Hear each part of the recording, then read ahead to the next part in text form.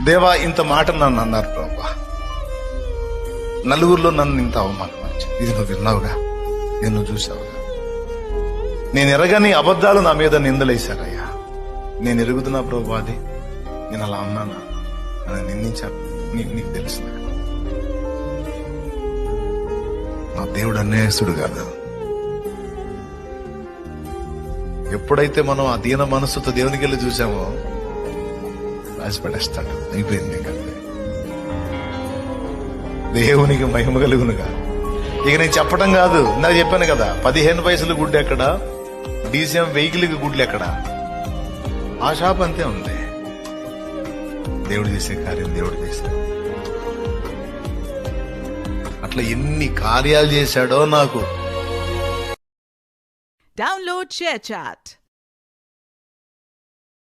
Download ShareChat.